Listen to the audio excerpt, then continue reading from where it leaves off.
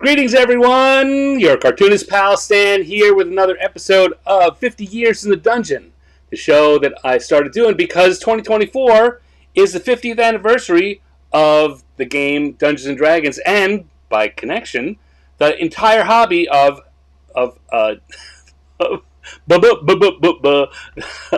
role-playing games. Tabletop role-playing games. That's what I wanted to say. Hello, Michael. You can see I'm as professional as ever.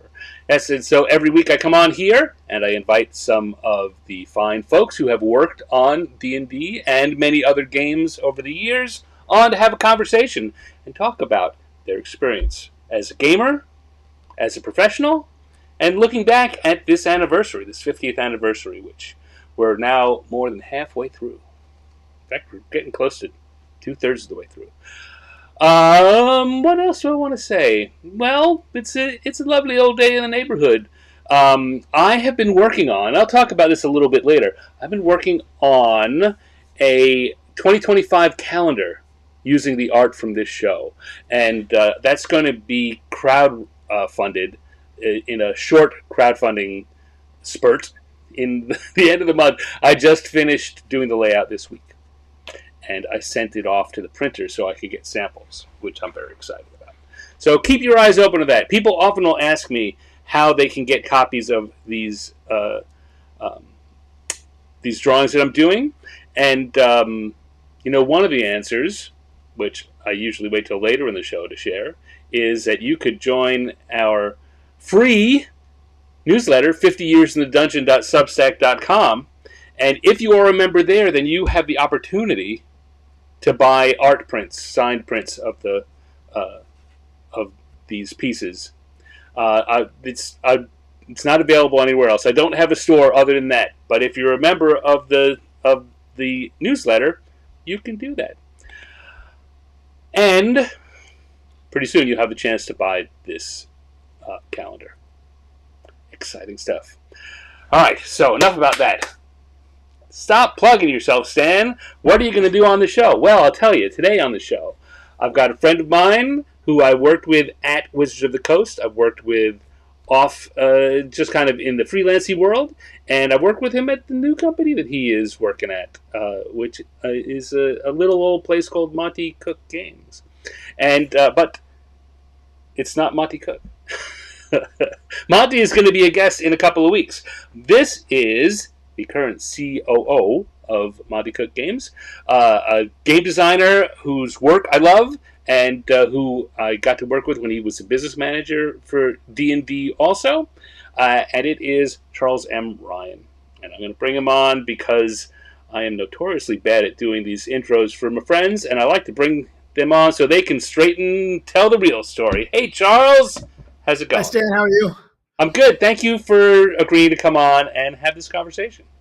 I'm very happy to be here. So, I just fumbled through my introduction of you. How would you say it better? I think you hit the high points there. I am at Monty Cook Games, where I'm a partner and COO. I kind of run the marketing side of things. I bring products to market from the great minds of our designers, Monty and Bruce and Sean and Shauna and Dominique, and we make these cool things, and I help bring them out and get them in front of people and so on. And I am one of the partners in the company.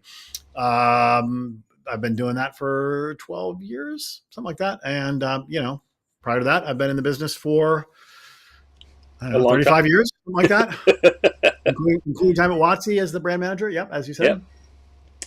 Yep. Hey, Darren Trader. Thanks for joining us. Hey, Darren. So one of the fun things about this, and the knowledge of this show is getting out and people are starting to show up live, is more and more folks, more and more old-time folks. Yeah. Hey, look who it is. Right. And, I actually, privately, behind the scenes, I don't tell anyone else this, I judge my guests based on who comes out to see them. Because I know who's coming every week anyway. Thanks for backing me up, Darren. So, Charles, you have been in game industry a long time, too. You also have been gaming most of your life. How is it that you got into gaming as a hobby back in the day. Back in the day. Well, it is back in the day. You got to cast your mind back for those people who are actually alive way back then. I have an aunt, my mom's sister, my aunt Susan, now lives in California. But she was the one who sent me like The Hobbit as my Christmas present when I was like, I don't know, 8 or something like that. And The Right, Lord of the Rings like the next year. And then in 1979, Christmas of 1979, she sent me the blue box D&D basic set. And that's kind of all she wrote, right? Like right. I was into it, and played D&D as as one did. Um, Started kit bashing rules almost immediately. This was, like I said, Christmas '79, so like the early '80s. That's the era when like there were like D&D like had its first really big uh, take off, blast off in pop culture, and so you had lunch boxes and Saturday morning cartoons and all kinds of stuff like that, and then there's an enormous blossoming in the world of gaming, and that was about the time I was in college in the early mid '80s. And so you had like all these games that came out. First, I remember playing Star Frontiers and Right. Travel and some of the things very early on. But then, like a few years later, you started seeing like games like Paranoia and Twilight 2000 and stuff like that. Games that really just went in all these like crazy directions that like were just as mind blowing as that first experience playing Yeah. D&D. Yeah. And that just it had its hooks into me, and I was I became a game designer in the same way that I think many people of that era became a game designer, which is like trying to make D&D work better. Right. Or other games. I was having a conversation with another guest a while back about how Villains and Vigilantes was a game. D&D was the first game I played. Almost exactly your story. It wasn't my Aunt Susan, but I read The Hobbit. I read the Lord of the Rings, and in 1979 I got the box set. I also, I've been doing this a lot recently. When I first I played with someone else's rules first, and I tried to get the box set, and I couldn't because it was just not available. The only thing I could get was the Dungeons and Dragons and Bears coloring album, because there was in 78, 79, there was a big explosion of coloring books for adults. So this is written by Gary Gygax. He's got a story about what's going on. We got a story and coloring pages. Are you unaware of this? I vaguely remember it, but I don't even know that I've ever like looked inside the covers. I've certainly seen it before, but like So the best part for me, because I couldn't get the game, but there is a little board game in the center spread, which really helped to solidify for me a lot of what is going on. Now I played before I got this, but this is what I had and I could go over. It's more like the dungeon board game than it is like D&D, but it gets you the feeling of this is what it's like, and the story written by Gygax gives you this is what you're doing. In that wonderful Gygaxian prose, I'm sure. Good boy, yeah. little dense. But I still hold this up as a great intro product that has almost never has anyone tried to do anything like it in the 40 plus years, 45 years since this came out. And I think, God, I think it's the kind of thing you put in the hands of people who wouldn't buy the box set. And it anyway. Draws them in. I hand that as a COO of an independent game company. I hand that to you, and then say, of course, I draw coloring book style coloring things too. So, there we go. Don't forget that. Nice.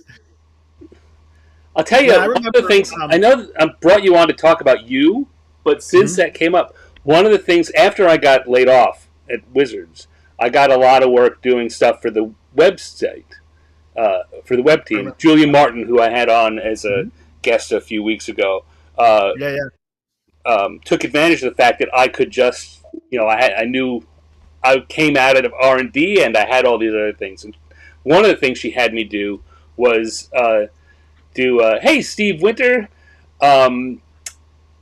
was do a couple of D&D coloring book, digital coloring book thing. They were 9-page uh, things. I Right. thought, man, they were fun.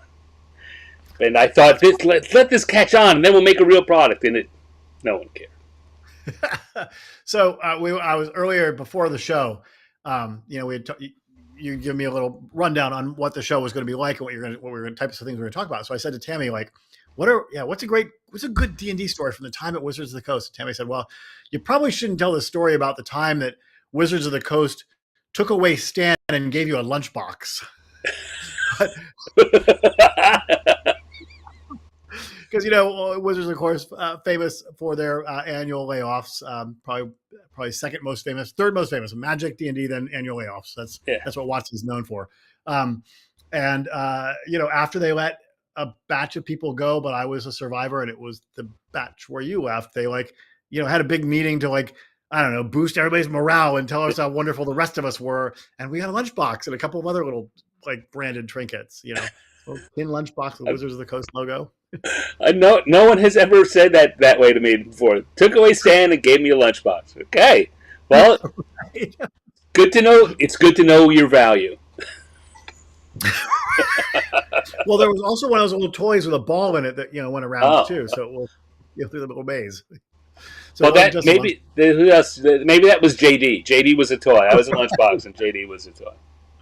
Right. Good times, I guess. Anyway, but before those days, when you were when you were starting with D&D, before you got to the other things, which we'll talk about too. But was this in high school? Was this in junior high school era? Yeah, no, that was that night. Christmas of 1979 would have been freshman in high school, and I remember saving my dollars to buy the AD&D core books because and it was the player's handbook was $12, the monster manual was $12, and the DMG was $15. So I bought the DMG first because I wanted to get the big expense out of the way. Right. So I saved up my money, bought the DMG, and I remember you could use the DMG and you could choose the system of government in this world that you're building, right? And go through and design cities and towns and stuff like that. So I don't know if that to what extent. Maybe I'm copying it when I say that it was because it was the most expensive. Because I've always been a GM, right? I've always been a person who wanted to bring the story to the players. And so I don't know if that's because I bought the DMG first, or if I bought the DMG first for that reason. It's weird when people talk about that when they released the monster manual first and then the player's handbook. That looking back at it, they did it in the right order, right? That was the order to do it in because the game was out there and the monster manual gave you could just run forever with it, and then the player's handbook was now you can tweak your characters too. Right. Yeah. So yeah, that was my high school years. And like I said, who were you gaming with? Was it friends that you had already had, or did you make new friends to game with? Yeah, both. I think. Not and I remember this would be literally 1979. This would be the first half, or definitely in my freshman year of high school, because I lived in a different house than I lived in the rest of high school. So I remember that very specifically. But I remember having a friend on the cul-de-sac across from us who I was gaming with, and pursuant to your question, probably not somebody that would have been a particularly good friend if it weren't for the fact that we were connected through D&D and started playing. And like I said, we're going to go to this thing, and I was on a Saturday, and so we went to this thing, and it was in the cafeteria room of a school that they'd rented, and people were playing games. It wasn't until years later that I was like, holy shit, that was a convention. I went to a game convention in 1979, and I don't think I even remembered. It probably was about 1980. I don't even think I realized that that's what I had done until a decade later, 15 years later. Right. Now I go to 6 or 8 conventions a year. I'm a Gen Con every year, Origins, PAX Unplugged, Game Con. We were just talking about that before the show. Yep. UK Games Expo went to that this year. I have a good fortune of being able to do a lot of that. I've been to pretty much every Gen Con since 1991 or something like that. But back then, I was just tagging along with some people from my neighborhood who were into D&D, and we went and we played some games, and played like an old Judges Guild well, it wasn't old at the time. Played a Judges Guild module, that sort of thing. There's a little costume contest and whatnot, and it was all like in this. They'd rented some space at an elementary school or something for the Saturday afternoon, and I was just going along with the crowd at the time. I didn't know what I was doing until years later. And looking back on it. Yeah. A costume contest. It was. I was going to say it's a game day, but if they had a costume contest, that was a con. Right. Well, there's a dark side to this story, believe it or not. This is in Northern Virginia, DC suburbs in, like I said, 1980. And again, did not know what I was seeing, but like there was somebody on the stage who went up as the Grand Wizard in white robes and a pointy hat. Right. And it was, again, at the time, I was like, okay, that's a weird wizard costume, whatever. And then years later, I was like, oh shit. Like, wow. Yeah.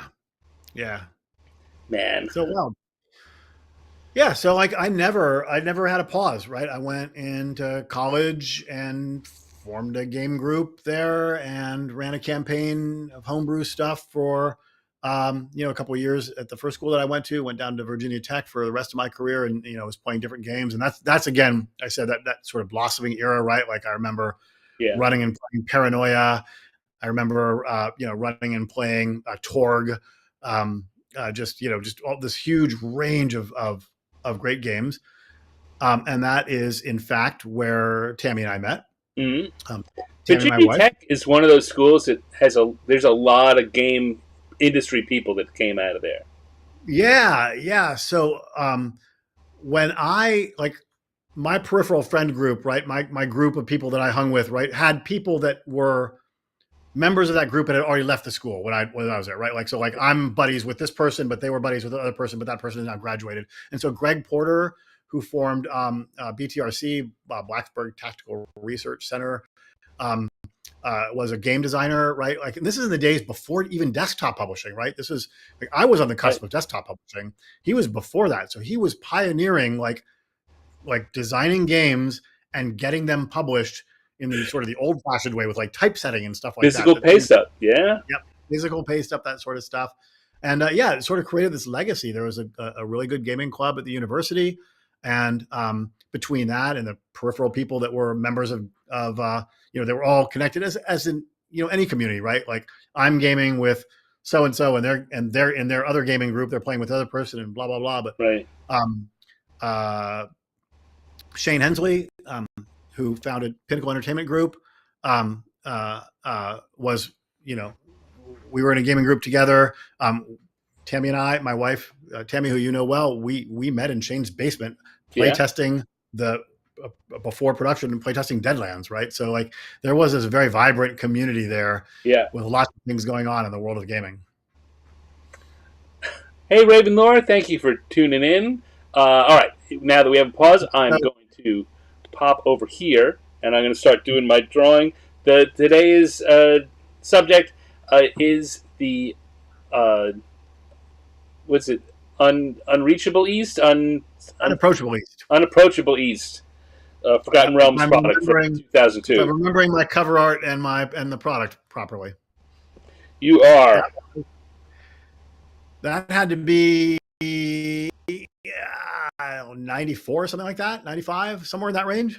This is 2002. Is it? Was there a second edition Unapproachable East product? There was something else that had a similar name, yes. But this was the hardcover. This was a 3E Forgotten Realms. Right. Yep. So you and I, well, prior to the whole lunchbox incident, you and I were in R&D in the early 2000s, but I never touched a Forgotten Realms product while I was there. That was a brand that I was not engaged with on the design side of things. Right. So, uh, back you were back. Let's go back to Virginia Tech. So you're gaming with a lot of people, some of whom had were connected to people who already left and were in the industry. Mm-hmm. How is it? Mm-hmm. Well, first of all, what were you studying? So I went to tech for, so I'd gone to a school called Simon's Rock in Massachusetts, very, very small school, a few hundred people. And so they didn't have a huge range of degree options. Most people, I think, kind of went there and for the first couple of years and then moved on. So I went to Virginia Tech to study architecture, and I was in the architecture program for a couple of years, but like you had to spend a year preparing to get into the program, and then you had to get into the program and do a 5-year program. So I had already transferred in. I was 3 years into school by the time I got into the 5-year program. So like 2 years into it, I was like, you know what, this is just going to take too long. And I had already started publishing my own games, and so I just finished up an English degree. So that's what my degree is in. It wasn't necessarily what I set out to do, but it was a great degree to do, and I enjoyed it. And in the meantime, by the time I did graduate, I already had a publishing company up and running and had books out and stuff. So what did you publish during your college career? So I ran a little company called Chameleon Eclectic, and it's what you would call an indie publishing company now. And I could definitely point back to people like Greg Porter, who, by the way, I saw at Gen Con this summer, as sort of my inspiration for being able to take the leap into publishing. Right. But I published a number of games. My sort of flagship game line was a game called Millennium's End, which is sort of a techno thriller, Tom Clancy inspired, if you will, role-playing game with what by modern thinking would sort of say sort of a simulationist sort of design philosophy. And, published that, but published some other little indie games, even some miniature stuff and some card games there. Oh, there's Julia. Hi, Julia. And check this out. Darren says that Owen has just announced that he is officially cancer-free. That is fantastic. Hey, that's awesome. Wow, that is great. Phil, what? I'll be honest. I'm going to say this to when I talk to him next time. Owen Casey Stevens, friend of the show, friend of ours, my business partner currently, has been struggling with cancer very publicly. And he had to go in for he posted about this list with an emergency MRI. Right? And I was talking to him earlier in the week. We were, it could be anything. It could be that it's a great thing. They think it might. Let's look at it again because it looks like it's nothing. And we both said, yeah, it's probably not that, but it could be. It sure could be. So, woohoo! Yeah. Yeah, I saw his posts about being called in and sort of the mystery of the whole thing. He didn't know why the doctor had ordered this emergency MRI and whatnot. What could it mean? So great, that's fantastic news. All right, wow. What were we saying? That has derailed my thoughts entirely. I know, right? Well, forget the show. I want to go talk to Owen. Yeah, indeed. Well, congrats, Owen, in the off chance that you're hearing this now or later on. Right. That is fantastic news. So, Millennium's End, so you were saying was one of the big ones. The one that you did in Chameleon Eclectic, I have it here. I usually have it. I can't wait. It's because I like it and it's an odd size. Okay, yeah, I know what you're talking about. You're talking about Psychosis. I am. I can't wait to see. There you do. Yep, there you are. Yep. So this is what would in this era would definitely be called sort of an indie style game, but this is a game where you play.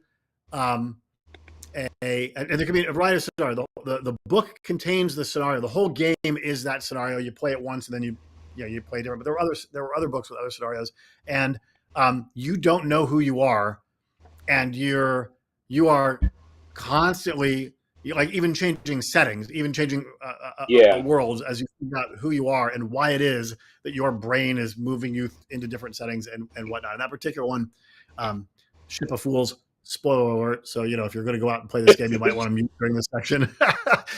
Play this game from Spoiler 1994 alert or whatever. for a game from '94. Right, I think right, you're right, right. safe. Like, in that one, the player characters have all they're like on a generation ship that's flying between stars and has been for hundreds of years.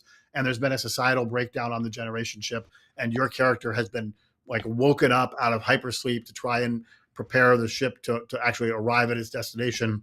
But all the people that have been alive that entire time, awake that entire time, their society is broken down and they're trying to manipulate you. In the meantime, you have this sort of a space psychosis where you don't really know who you are and what's going on. You don't see the world around you accurately. And so you go through this adventure with different things happening. And the adventure is written in such a way that every encounter can be interpreted according to what world you're in, or, what world you're experiencing. So, maybe you have an encounter with some, security personnel from the ship, but you're imagining that you're Robin Hood. And so Right. it's being played in that way that, you're fighting against the King John's men or whatnot. But then something happens and it shifts, and suddenly you're in a completely different environment. You're a different person and whatnot. And then as the story unfolds, you begin to discover who you are and why it is that you're not, what the actual baseline reality is, and why it is that you're not perceiving that properly. Right. I mean, and I thought this at the time, and just hearing you describe it now, the thing is how modern a game that sounds. Not just the indie thing, just how modern between the themes you're talking about and the way you put it in a single book that could be done like this. It's I think we said at the time that it was felt ahead of its time, but here we are 30 years later, and it's very clear that that sounds and feels like a very today product. Interesting. Wow, that's so cool. Like I don't think I've talked about this game with anybody for, I don't know, 10 years or longer, right? So like very, very cool of you I to like say. to keep things interesting. Yeah. um, all right. So then, how did you go from being a entrepreneur 30 years ahead of his time to Mm-hmm. being another cog in the machine? So I was, like I said, I was gaming, twice, 3 times a week with a great group of people that included, among other people, Shane Hensley. And Shane stood up Pinnacle Entertainment Group to publish Deadlands after the fateful week where we did playtesting and whatnot, which is where I met Tim. Um, and Shane formed this company, and we kind of like pooled resources a little bit. We actually shared some space, some physical space to have our offices in, and I did started working for Pinnacle, and I was winding down Chameleon Eclectic after 8 or 9 years, and working at Pinnacle, and Pinnacle had also had like an agreement, a co-publishing agreement with AEG, who still make great board games to this day, and they decided to end that agreement, and it involved laying off a number of the staff. And along the way, somewhere in the middle of all that, like in the mid 90s, I had met a couple of guys at a convention who would sort of picked my brain a little bit about getting into the game industry. Those people were Christian Moore and Owen Seiler, and they went on to form Last Unicorn Games, and a couple of great guys, and we had stayed in touch. And so when Pinnacle closed, let me go, Mm. they were basically said, hey, we need some people here in LA to work on the Star Trek role playing. They had the Star Trek license, and we're making a line of Star Trek games, and could I come out and help them with that? So that was like this really big leap to move from Virginia all the way to the far coast. And Tammy, who I've now been married to for 24 years or something like that, we had kind of just started dating at the time. We'd only been together for a number of months, so that was kind of like a difficult choice for us. We decided that the two of us would move to Los Angeles, and for that job, man, it was a Mm-hmm. cool job. We were there for a year or two, and we got bought by Wizards of the Coast.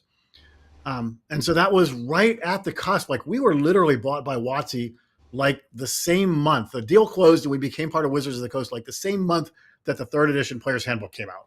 Like that summer of 2000. summer 2099, summer 2000, yeah. And I think the premise was that we would be a studio that would design games that for Wizards of the Coast. I think Yeah. that the Oh boy.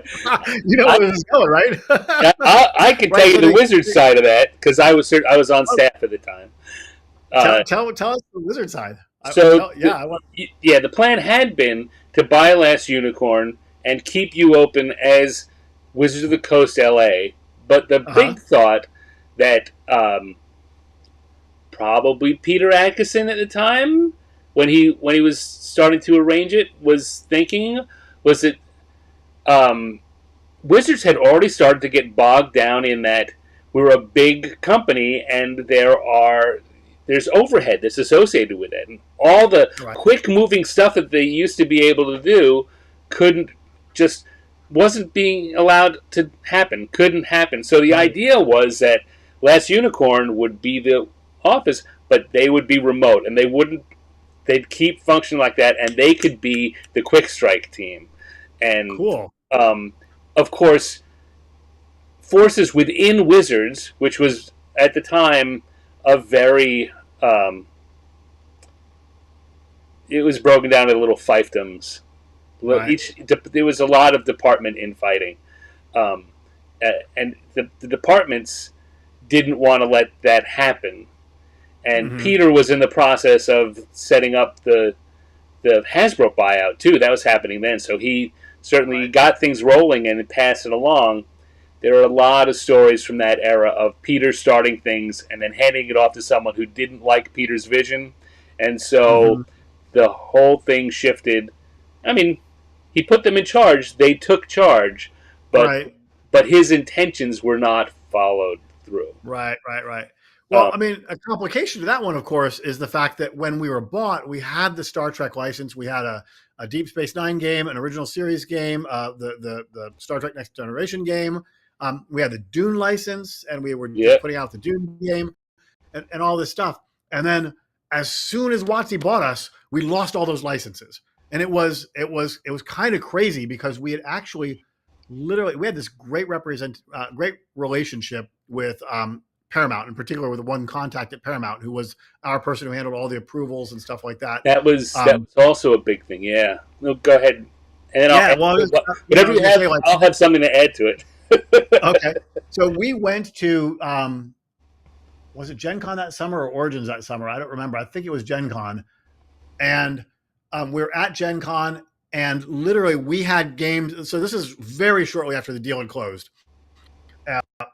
So we all the events that we were running at Gen Con were things that we had set up as Last Unicorn games, not as Wizards of the Coast games. And we learned from our players and GMs when people from Decipher were coming to our game tables and telling them that they had the license now. Because, I don't know the politics, I only know the rumors, but, the general gist of it is that once that the license was up for renewal, we had been told it was a done deal, that everything was finished. But then when this deal went through, Paramount was like, well, we don't want we don't want our license under the same house as the same roof as the Star Wars license. Right. I don't know if that's true. That was sort of the tale at the time. Yeah. But the upshot of that was that at we were bought in, I don't know, June or something like that. And by the end of August, all the licenses that the company that Last Unicorn owned no longer existed. Right. And then as you point out, by the end of the year or late in the year, WotC had pretty much decided that they didn't want to have an LA office. So the upshot was that, in the summer, Wizards of the Coast had paid X many hundreds of thousands of dollars for Last Unicorn games. And then they decided to close that office. Most of the people, not everybody, but many of the people were offered jobs in Seattle. Nobody accepted that job offer except for me. So that by the end of the year, all Wizards had to show for the entire purchase of the company was Charles M. Ryan. Well, clearly you were worth more than a lunchbox. Woo! Yeah, no, what you say matches up. Now, again, not being on the business team, a lot of what I have is rumor too, but the Right. in-house rumor were very, very similar to what you said, right? That that they really wanted to take advantage of the Uh-huh. deals you had with Paramount and to keep that Yeah. going, but that they had just finished negotiating and announcing the Star Wars thing, and that Mm-hmm. Decipher had come in to Paramount and kind of said, you know, just what you were saying. You don't want to be in the same. You don't. You're going to wind up being second fiddle. Come be first Right. fiddle with us. Right. Right. And So it yeah. seems like that was. I mean, I can't swear to it, but it sure seems like that's what happened. Yeah. Right. Right. And I was not, a person running the business at that time for either of the companies or any of the companies involved. So I can only, recall what my recollections were at the time. But here's the funny thing is that even before that happened, right, at the beginning of the summer, WotC had just come out with third edition, had just come out with this would be, Steve's asking what year this was. This is summer of 99, I think. Summer 99, summer of 2000. 2000. Summer of 2000. And so third edition had just come out. The OGL had just come out. And Right. WotC, I think, was very keen to kind of show how the OGL could handle all these different things. And, you didn't have to play D&D with the D&D rules. You could play any game you wanted to. WotC themselves was working on Star Wars, but and D20 Call of Cthulhu. And so they put the design for that before they decided to close the LA office. So still in the summertime of that year, they assigned that to our design team. And I was on that, and Ross was on that. I think Matt Colville might have been doing a little work on it. So we got that job. And so my first gig, this is literally true. My first gig at Wizards of the Coast was to spend 4 weeks laying on a sofa in the sort of the foyer of our little office there, reading the Wheel of Time books. I read 2 books a week for 4 weeks. Nothing else. Show up at 9:00 in the morning for work, grab a software book, plop myself down on a sofa and read a book for literally a month. How terrible. I know, right? Yeah. So, but as you've already said, they closed that office down within months, right? Within 6 months, they had changed their mind about having an LA office, and they laid off a handful of the staff, including Tammy, who was a Last Unicorn employee, and then a Wizards of the Coast employee during that 6-month period that we had an office there. They laid off some of the staff. Some of the staff, they said, you still have a job, but your job is now in Seattle or London. You want it. And nobody said yes to that except for me, right? I was the only one. Everybody else was like, I live in Los Angeles. Why on earth would I go to Seattle? And even though I'm a native of Los Angeles and, love the Southern California weather and lifestyle, I also liked having a job, and I liked working for Wizards of the Coast. And so I took that. I will say you did not stop complaining about it until you left Seattle. Well, but here's the good news. I'm sure. I know this from many a trip driving in our Sebring convertible with the top down out to Issaquah. But we moved there, and yeah, you're 100% correct. So I'll have 3 related stories here. I don't know, some number of related stories here. Okay. So first, WotC, it's January, so it'd be January of 21. And WotC has me and Tammy fly up to find a place to live, rent a house, all that sort of stuff before we make the move, before they move us up there. And we go in, and it's literally like the first week after Christmas, right? So you're talking about the darkest time of year in the Seattle area. And we spend a day looking, going to rental agencies and looking at houses and stuff like that. And that evening, we go to dinner. It's just the 2 of us. I don't even know if we knew you yet, Stan, or we just certainly didn't know you well. Right. We went to dinner at Jimmy Mac's, Yeah. which is a steakhouse in Renton, peanuts on the floor kind of place. But it's an independent steakhouse. It's not a chain. And I say this sort of knowingly because anybody who knows Stan well knows that this is Stan's absolute favorite restaurant in the world. But we didn't know Stan at the time. We went to this restaurant because it looked like the place for dinner, and it was. And so somebody comes and they're serving us, and it's it's 4:45 in the evening or whatever, and it's already pitch black outside because we're at that latitude at the darkest time of year. And furthermore, it's pouring down rain, just pouring down rain. And Seattle, of course, has a reputation as being a rainy place. And Tammy says, Tammy asks the server, she says, is it always like this? And the server incorrectly says yes. She's like, yeah, this is pretty much what it's like here. And that's actually not true because, Seattle has very dark winters, but it also has very bright summers. Seattle has rain, but usually it's a soft rain, it can rain. It can be very cloudy there, very rainy, but very soft rain. Usually not a downpour and whatnot. So it actually wasn't true, but the server said yes. And Tammy literally just broke out crying. She literally just completely broke down. Are you sure the server didn't think you meant in the restaurant? Is it always like this? Oh yeah, we're pretty much this full all the time. Maybe, I don't know. No, because we were actually sitting on one of those windows along that one side where there are windows, right? We were sitting in a booth with windows. And right. Like always like this. Like I said, 4:45, pitch black, pouring down rain. And Tammy's just crying because we're going to move to this place from Los Angeles, which really is like the west side of Los Angeles, like where we lived, really was like, LA Story with Steve Martin, where it opens with Los Angeles, 72 degrees, right? Right. It was just idyllic there on the west side of LA. So you're right. We 100%. That first year that I was there, I was like, oh my God, because part of the reason, Stan, is this: people like you and like Steve Winter there in the comments would say things to us like, oh yeah, but the summers are beautiful, which wasn't a lie, right?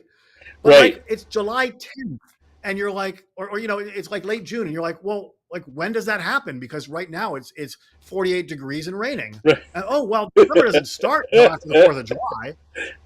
Right. Some summers there are like beautiful for like 8 days in the middle of summer. Right. Some summers are there for 4 or 5 months, right?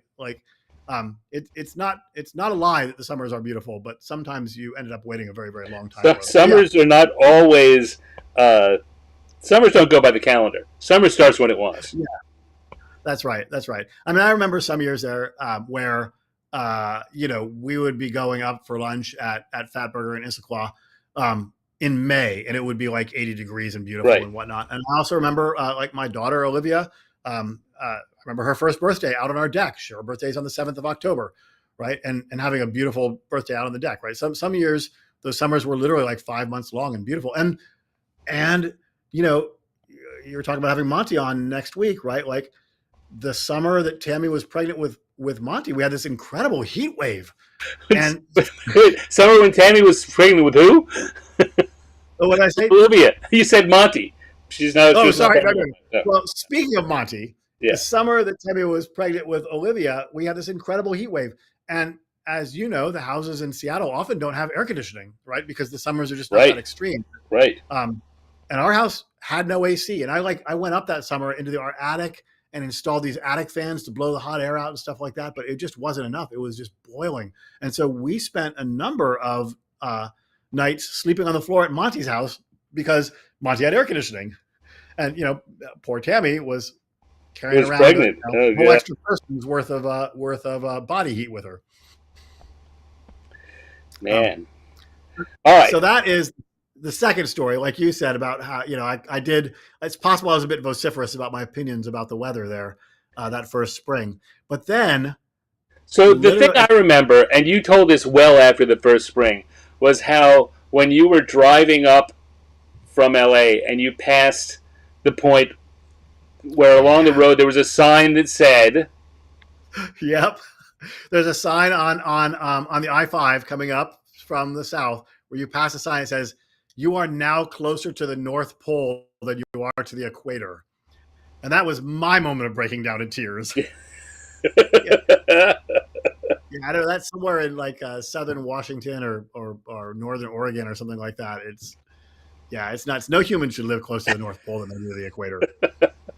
All right. Now, tell you what, this show has been the most just hang out and talk with my friend of any of them. Let's get back to some business. Oh, business. Okay. Um, Well, wait, I have a third part of the story though. oh, In okay, Los no, Angeles, please. Yeah, no, please. Go the ahead. third part of the story is that so like we lived in Los Angeles. Los Angeles has many wonderful qualities.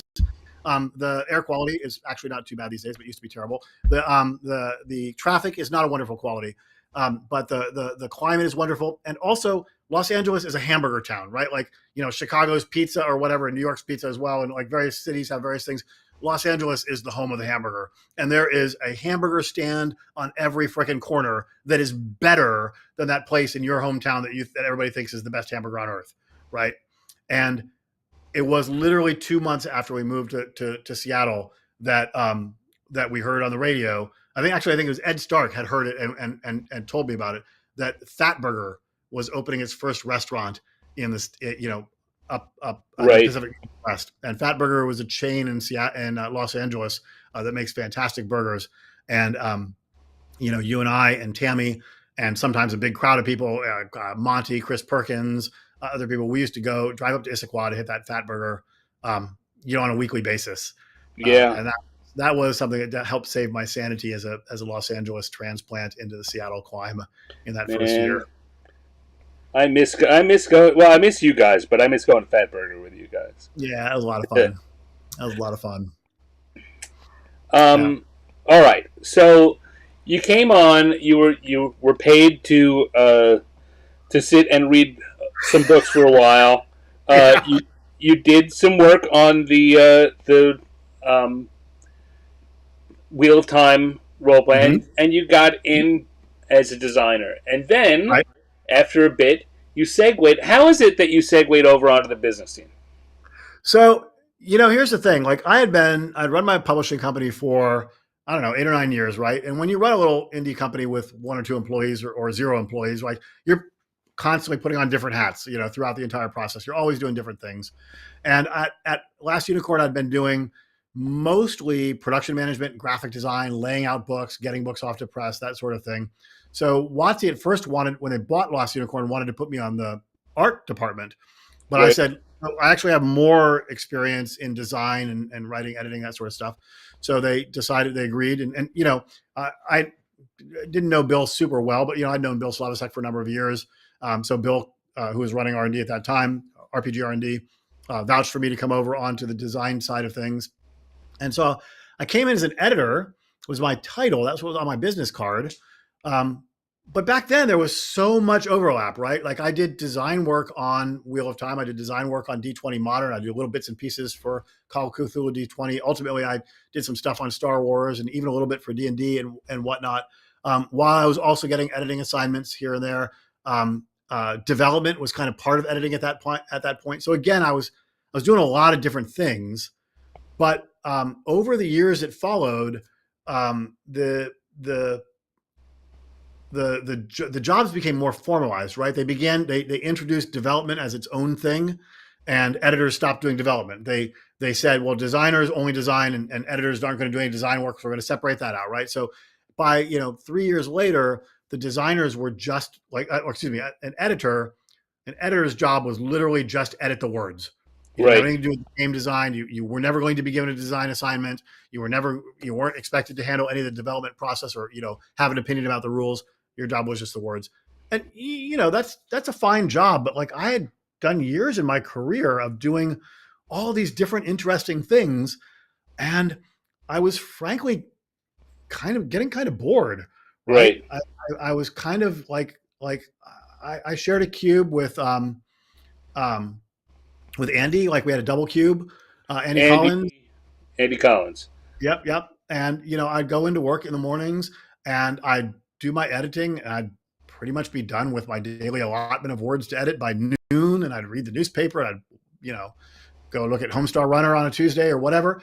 And Watsy was a great place to work for a lot of reasons, but I was sort of getting a little bit bored. And then this job opening, actually, I'll step back a little bit and say that back at the time of the Last Unicorn purchase, a team came down a couple of times to visit us and help do the transition. And it was, it was Ryan Dancy and Cindy Rice and Keith Strom. Who else was in that group? Lisa Stevens. Lisa Stevens. Yep. I think Bill probably came down once or twice. Probably Ed. Probably Jim Butler. Yeah, yeah. The various people from sort of the brand and design teams to kind of like ease our transition in. And I remember them telling us what their jobs were. And Keith Strom, was the category manager at that time. So he was like not the person in charge of D&D as a brand with all of its verticals elements, novels and Right. licensing, RD and whatnot, but was the RPG horizontal element of that grid, sort of like whatever was happening in RPGs, Star Wars, D&D, Wheel of Time, Call of Cthulhu, what licensed stuff, all that sort of things. And sort of managing the process of getting all these RPGs made and to market and to marketing them and so on.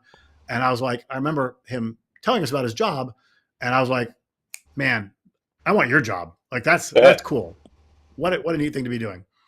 So that actual role came up, whatever it was, 3 or 4 years later, and I was getting a little bored in R&D from with my editing job.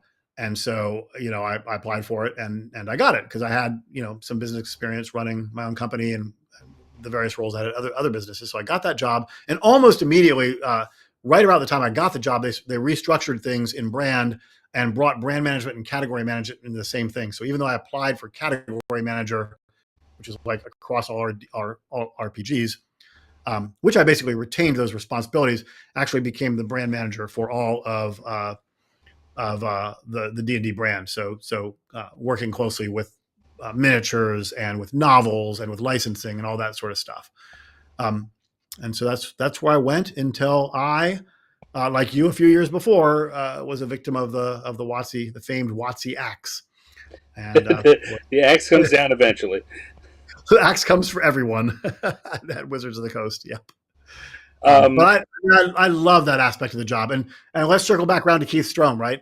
Um, uh, Years later, Keith, when WotC spun off the magazines to Paizo, the Dragon magazine and Dungeon magazine, Paizo was WotC wanted to not have those publishers magazines anymore, and Lisa spun up Paizo as a company to take on and license those magazines and publish them. Of course, we all know that Paizo went on to do other many great things. Um, but at the time, Keith went over there, and as one of our most important licensees, um, Keith and I used to have lunch together, once a month or so to talk about where we were on things and the brand and so on and so forth. And right. Keith was telling me at lunch one time, he said that, I got this interesting call. I don't think I'm going to take it, but, I got this call from his Deviant Games in the UK that they're the biggest distributor outside of the United States for RPGs and for games in general. And, they were looking for somebody with brand experience for D&D and Pokemon and a couple other things. And they were wondering if I was looking for a job, but I don't want to move out of the country, so I wouldn't take that. And I remember thinking of that conversation, like, I have the coolest job in the world right now, but there's another job that could compare. Like, I could do that. That would be awesome. And then wouldn't you know it, 2 weeks later, WotC shows me the door.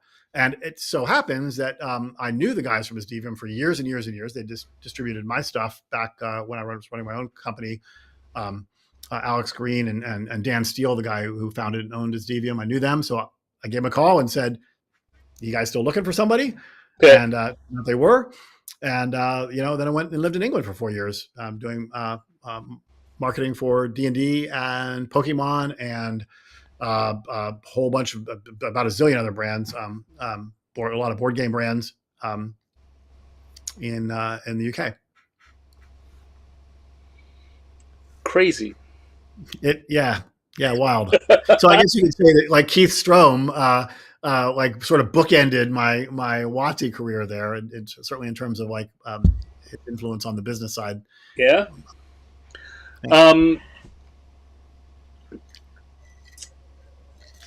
So while we're still talking about it, I wanna just kind of circle back or kind of take a look from a 3,000 foot at your time at Wizard, your time working on D&D in specific. Mm-hmm. And Yeah, so you came in right as third edition was being launched. yeah. How far were they down the? I mean, certainly was past 3.5. Was it up to fourth edition by the time you left? We were talking about fourth edition when I left. We had been given the pitch by so. I remember going into. Do you remember the room that was the games library room in the in the place where the building that you and I were in at Yes. Watsy. So I remember going into that room and getting the pitch. I was there with Liz Shue, and I don't remember who else, and we were given the pitch by R&D about what they had in mind for, which I think, if I remember correctly, we called it Orcus, was the code name. Right. Yeah, that For makes fourth. sense. Yep. And they were not, so R&D was beginning its work on that. But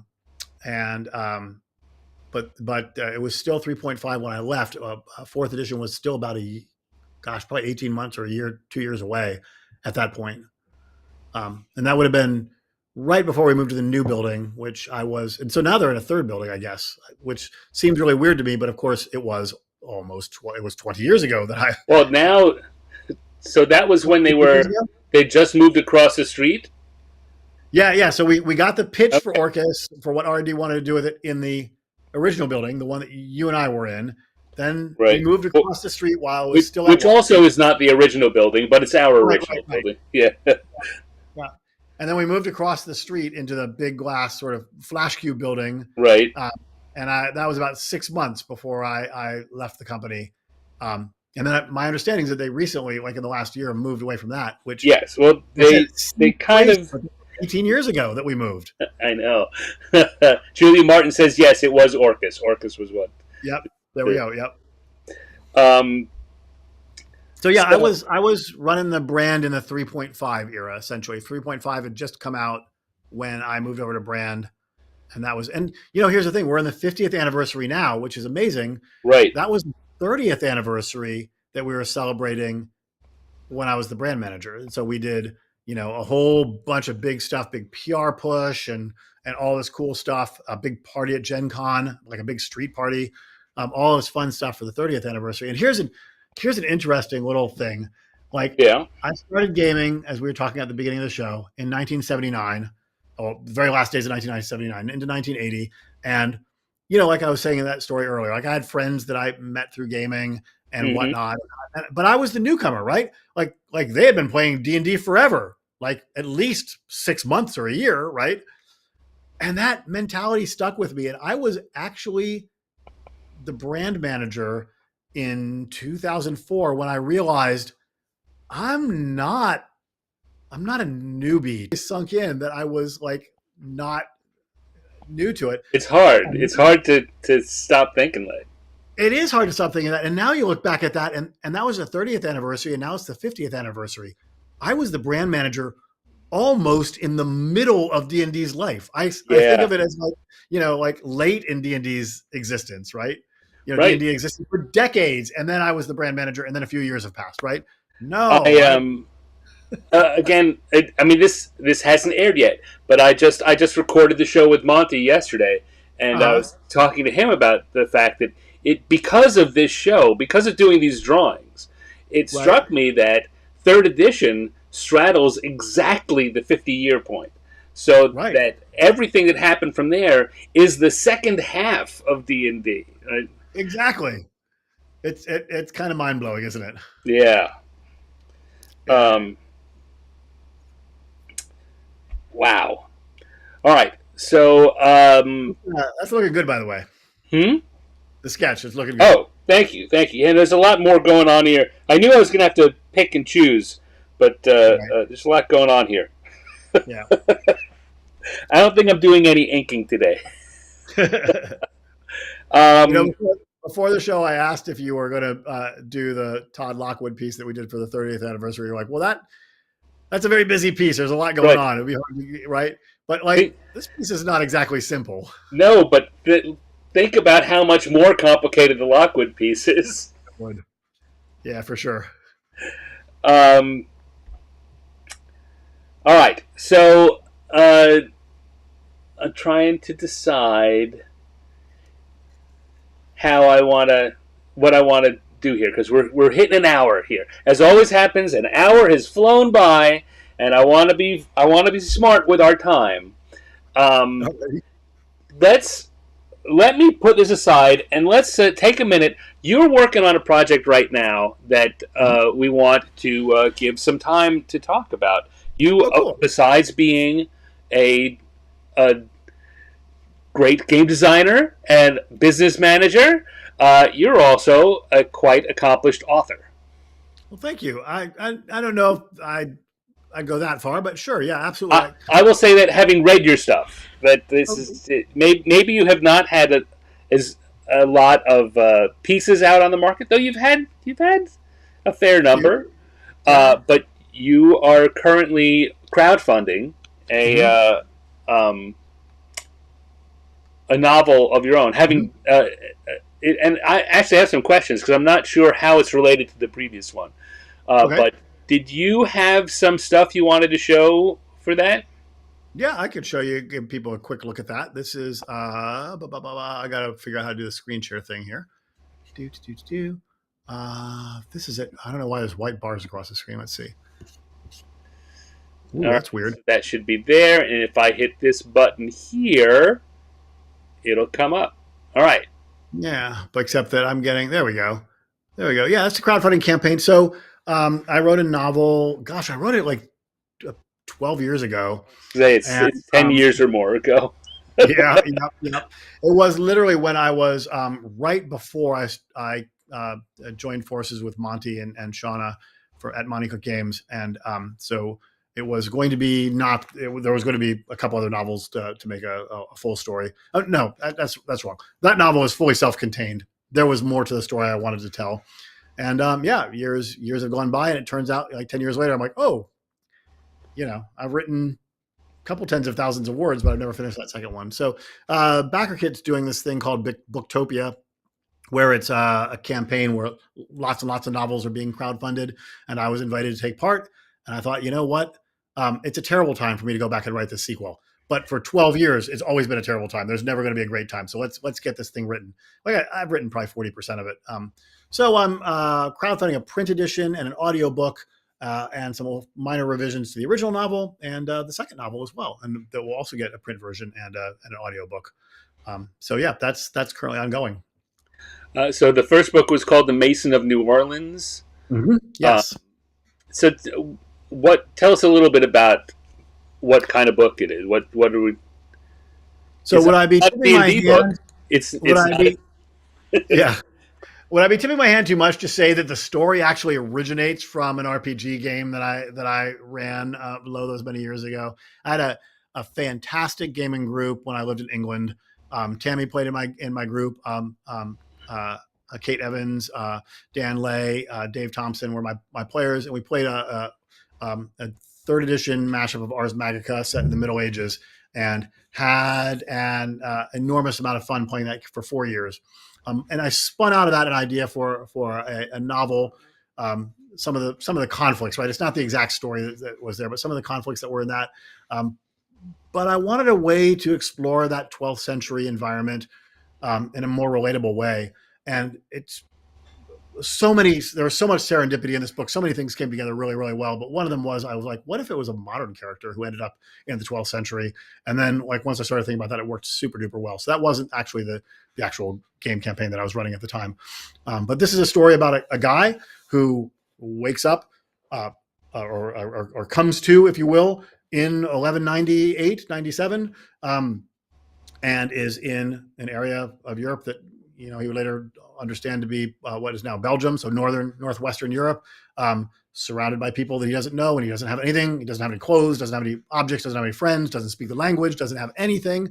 And then because he has some skills, he's able to find a place in this environment. But then he's sort of dragged into conflicts between the local politics, but also there's like a cult that abducts somebody, and there's some minor supernatural elements to it, and some horror elements, and somebody gets abducted, and terrible things happen, and whatnot. And it's a nice big novel that will take you a long time to read, but I think is very fast paced and doesn't waste its words.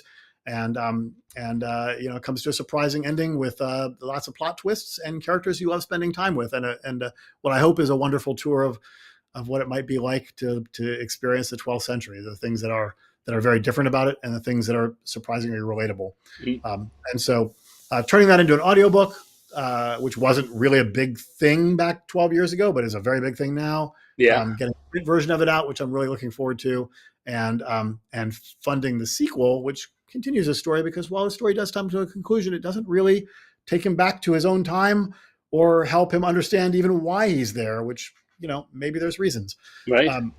That, like I said, that's something I have over the years put down about 40,000 words into, but now I've got an impetus to finish it up. And I say an impetus because it has funded. I'm very, very excited about that. So it's going to happen. But still looking forward to making it a hardcover. I work in the publishing industry, game publishing industry. I know a thing or two about making a really cool deluxe hardcover. If we could reach the number of backers and dollars that would justify that, I think that'd be really, really cool. So if there's anybody watching, hopefully Booktopia and find it out.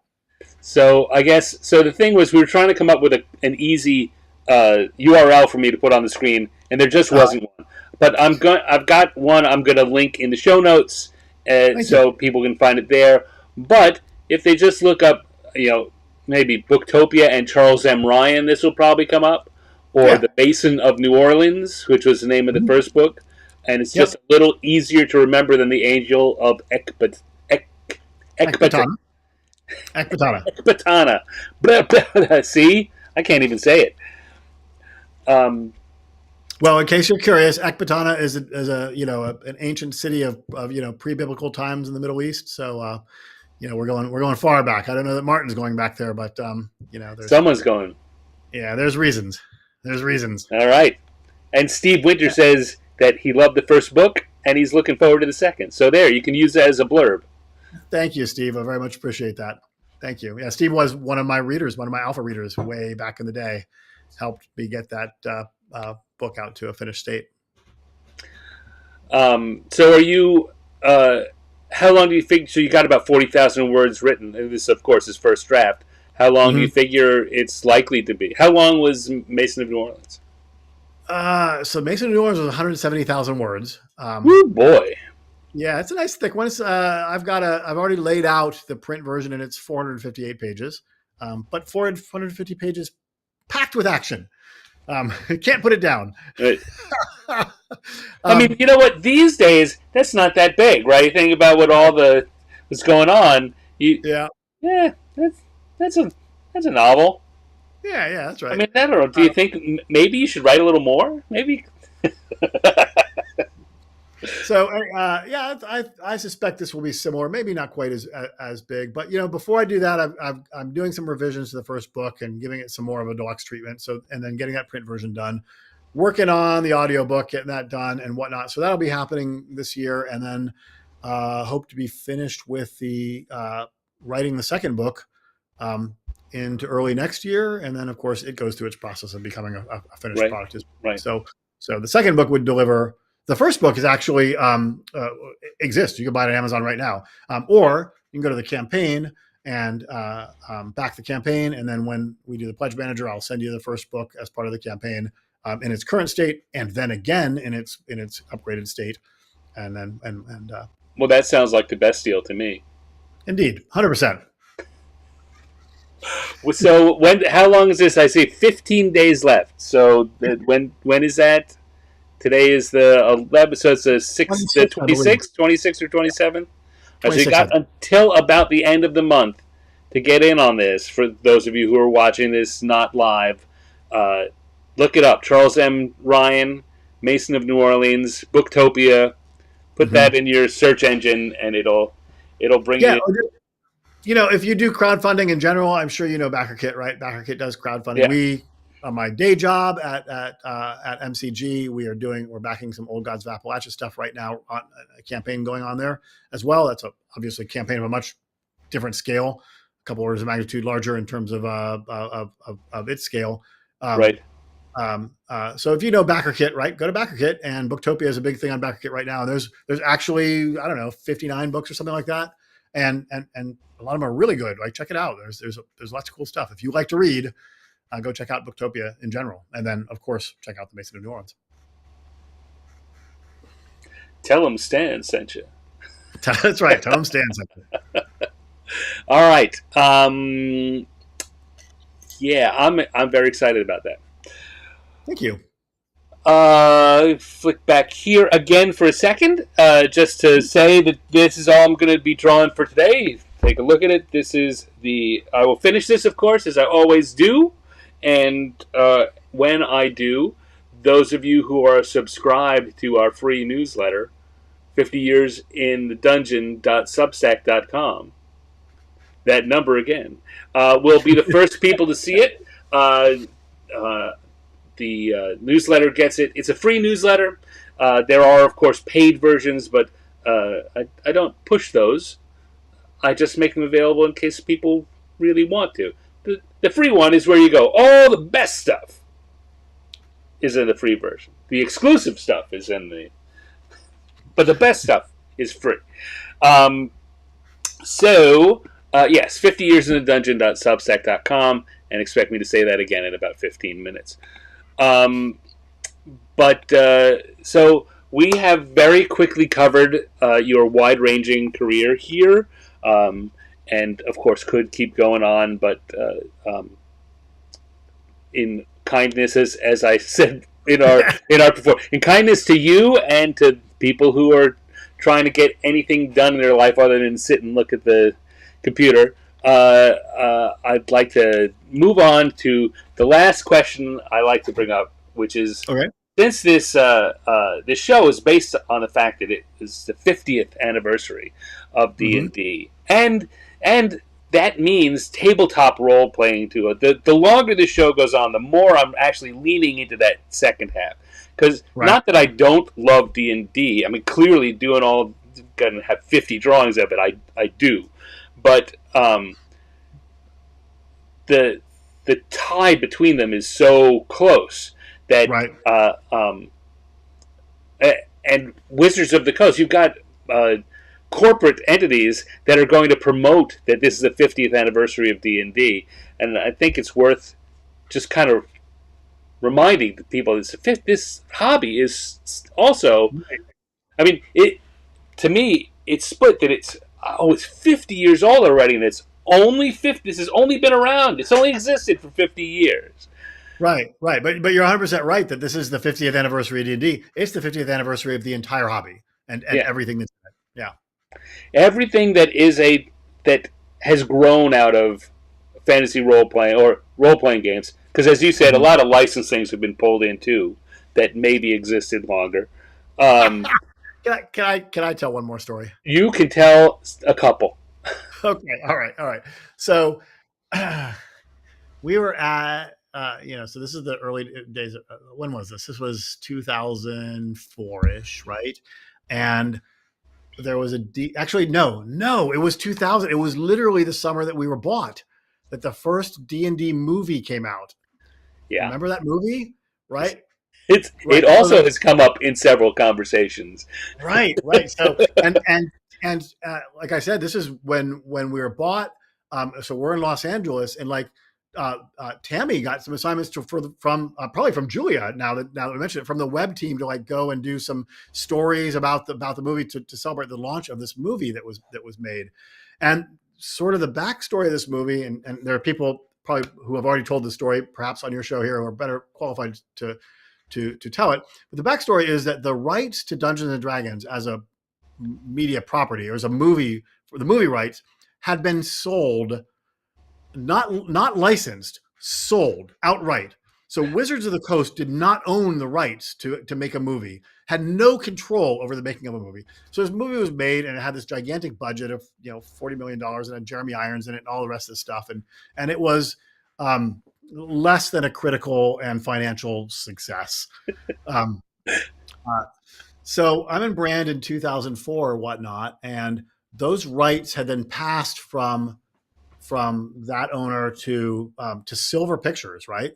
Joel Silver, among other things, right? So we were trying desperately for that movie not to have the same fate, not to be the same thing. But we had no leverage. We didn't have any rights to tell anybody. We couldn't revoke a license or anything like that. Those rights had been sold lock, stock, and barrel. So I think it was Cindy probably arranged a meeting.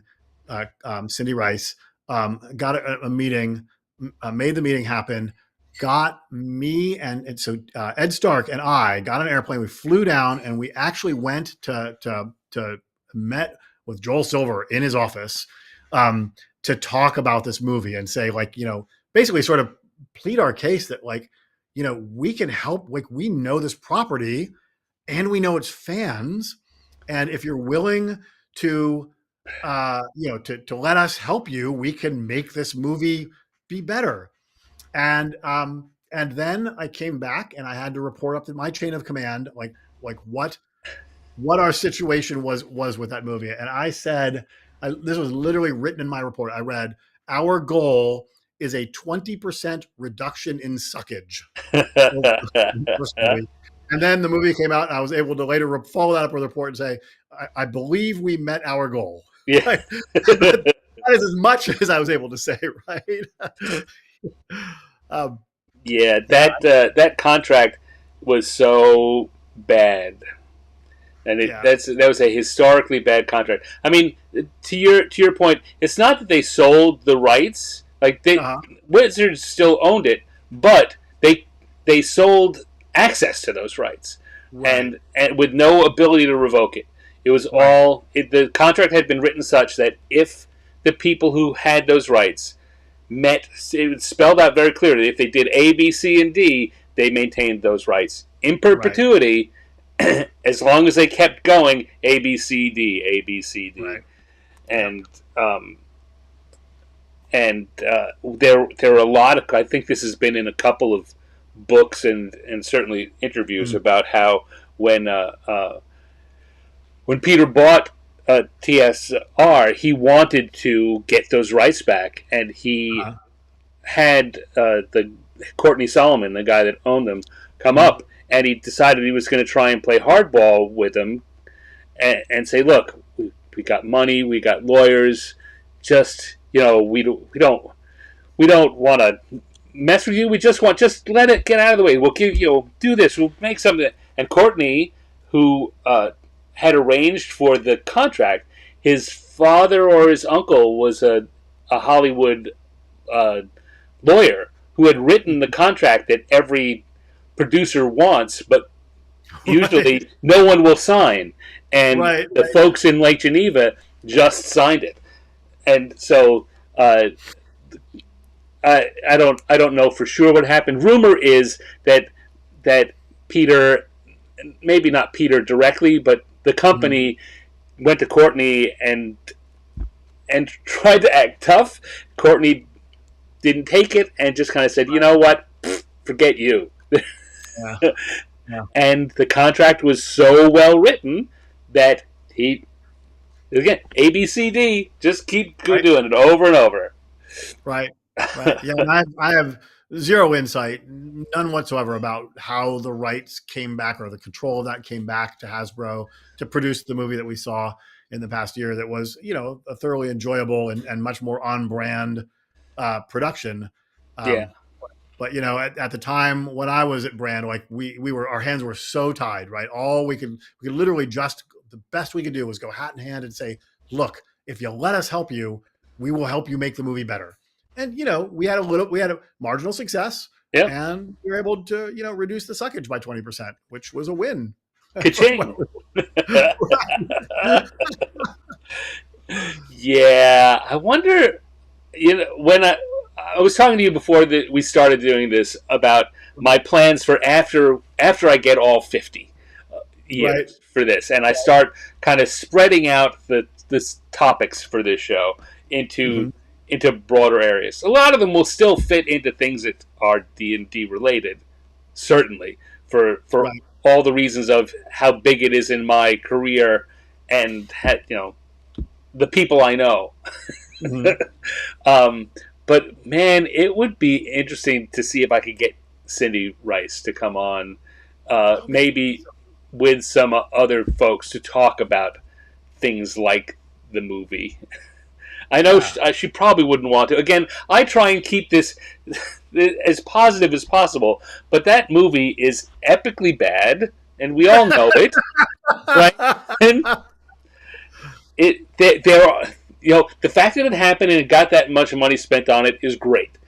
Mm-hmm. there were some parts of it which were fun and good, but the movie itself, I mean, to say it didn't land is just setting myself up for being mocked for not talking about the elephant in the room. Right? That was a Right. bad movie. I just recently, for the first time in probably whatever is 40 years, watched the movie Logan's Run. Like I Yeah. just had hankering. I actually had a hankering for a long time, but couldn't bubble it far enough up the list to actually make it a priority. But I watched it, and it reminded me that in the 70s you had Star Wars that came out, and then all of a sudden there was all kinds of stuff, right? You had Right. Battlestar Galactica, you had like zillions, like everybody was like sci-fi. This is cool. But then you learn that like Logan's Run was actually made before Star Wars, right? The Right. movie was, the TV show wasn't, but the movie was. And here's an interesting truth, right? Like the D&D movie was made before Lord of the Rings, right? So now like people can make fantasy movies because Right. we've had that commercial Well. success established. It's astonishing that that movie got made at all before Lord of the Rings, but particularly with a Yeah. whatever I it was, mean, $1 million budget or something like that. the budget it got is kind of astonishing, but Yeah. we I've certainly talked with more than one person about the fact that back in the 70s and 80s, we went to whatever, there was one sci fi movie and one fantasy movie a year, hopefully. And you Mm-hmm. went to Right. them so that there would be one the next year. Oh yeah, yeah. Like before Lord of the Rings came, it was actually kind of one of my favorite questions with talking about people in film. Like, name three good fantasy movies, right? And Yeah. and the answer would always include about from a selection of about five movies, right? Like there was The Princess Bride and Lady Hawk and maybe Excalibur would be on there. But like it was a challenge to ask people name three good fantasy movies before the Lord of the Rings came out, right? Yeah. Yeah.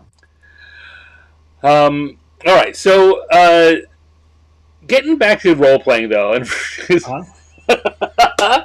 we're at this cusp. What and we talked a little bit again. I didn't intend this, but by grabbing the Psychosis book and Uh-huh. looking back at you had, as I say, I think that you had a good vision for something that was different and is very modern now. If you were, and I know that you at Monty Cook Games are also kind of doing things that are forward looking at what's going on. But if you got in on your pedestal and looked forward, what do you see in the future for tabletop role playing? And Wow. it may not involve necessarily physical tabletops, but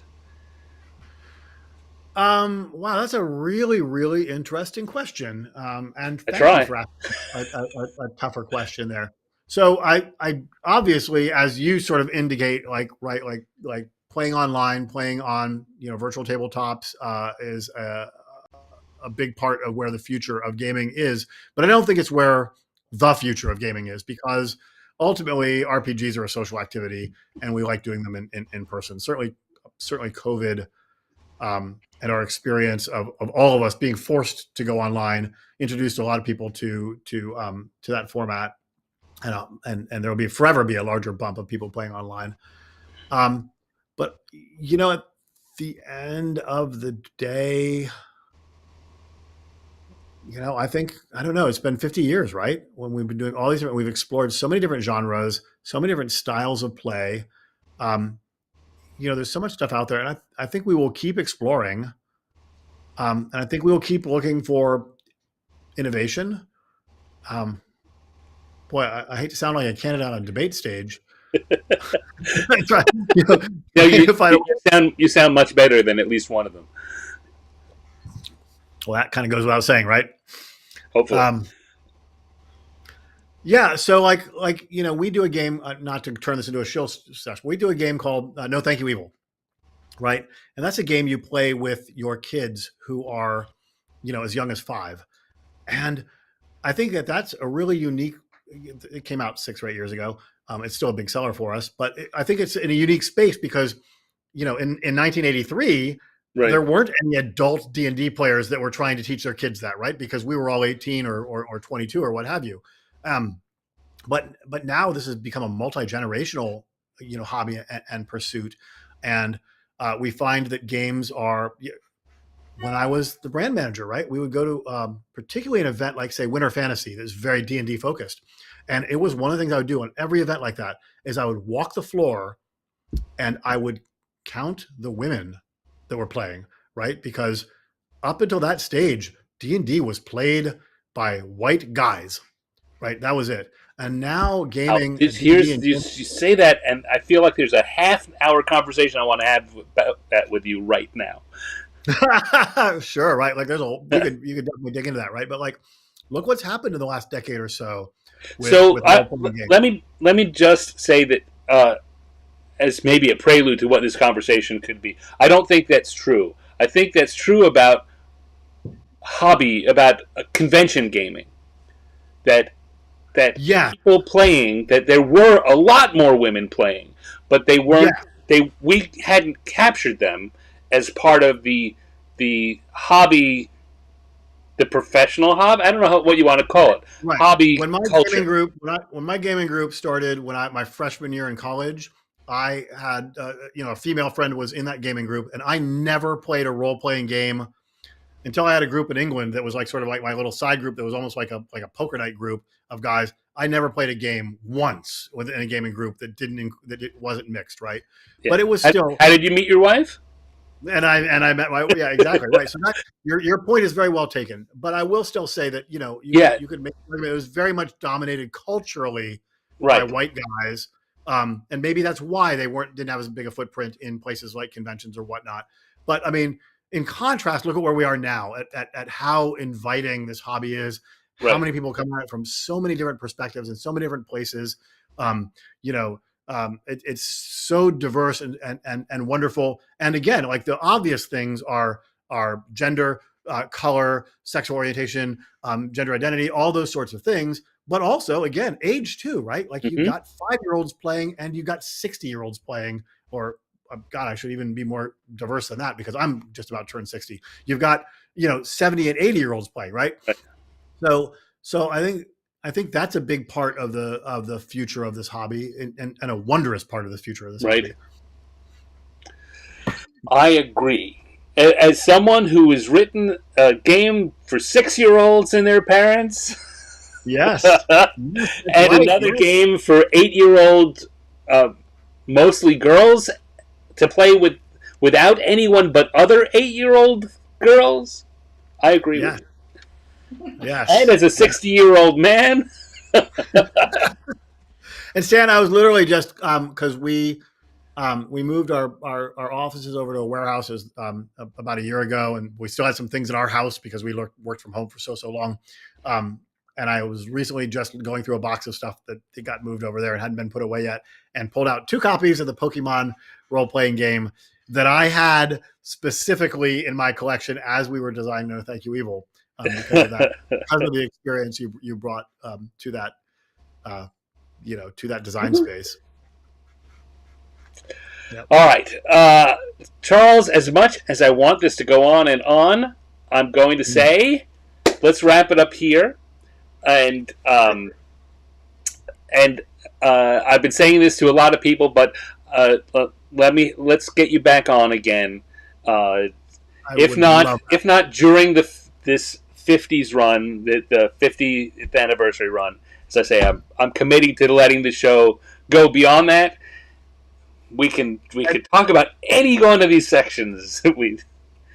Yep, and I'll also say, as we were talking before show, in about 4 or 5 weeks, we're going to be at Gamehole Con, and you're going to be there. And MCG sponsors the lounge, which has sofas and gaming space and all kinds of stuff like that. So we're very much hoping you'll hang out with us there for the whole show, if not at least some of it. But if anybody else who's viewing, or Steve, Julia, Darren, anybody else from our days back in the hallowed halls of WotC are coming to Gamehole Con, love to see you guys there. Anybody else? That'll be a great time for us to hang out. Tammy will be there. You should have Tammy on your show too. I'm sure Tammy has a few stories as well. You hear that, Tammy? She's giving a thumbs up. Okay, good. All right. So Hold on, Charles. I'm going to do an outro, and then you and I can make our go-eyes. But thank you very much for being on. It has been a real pleasure having this conversation. It was a delight, and Tammy says that she loves you, and I can't wait to see you in October in GameCon. Yes, excellent. All right, so thank you to Charles for joining me today. As he said, we're filming. We're streaming this in September, in the weekend of October 18th. GameholeCon is happening in Madison, Wisconsin. It's not too late for you to decide to join us there. He and all of the Monte Cook Games crew will be there. I'm going to be there too. A lot of people who are in our chat are also going to be there. Lots of cool folks. So come on down, and if you do, make sure you stop in and say hi. And again, tell them Stan sent you. Trying to re-up my importance. I want to be important again. Anyway, I want to thank you all for joining us in the chat. We had a lot of folks in the chat today, and that always makes for a lively conversation. If you're watching on replay, thank you very much. If you're watching on replay, actually, no, if you're in the chat right now, I'm talking to you too. Whatever platform you're watching, please give it a thumbs up or a like or a heart or whatever it is. Everyone does a show like this says it really helps the show. It really does. It helps the show. And I try to explain every once in a while. The reason is that helps. The reason it helps us is it helps tell those platforms that the people that like this like it enough to do something. To do something as little as hitting a like button. And that then encourages them to share it with more people. And we want to share this with more people. So please, give us a thumbs up. If you're watching on the replay, leave a comment. I would love to. I promise I will respond to every comment that I see. I at least say thanks.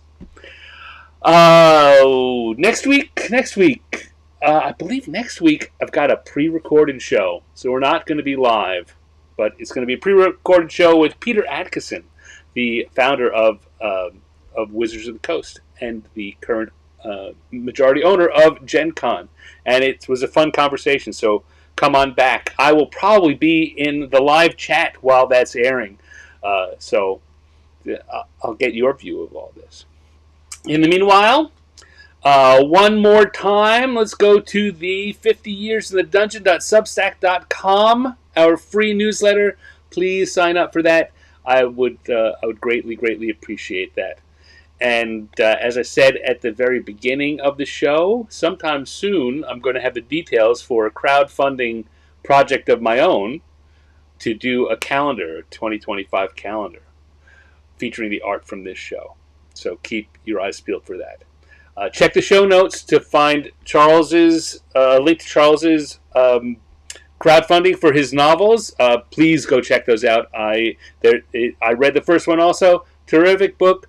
You should definitely check them out. You'll like them. Yeah, I know you. You're a person of refined taste. You're gonna like it. So until next week, thank you very much. Thanks for tuning in. I'll see you around.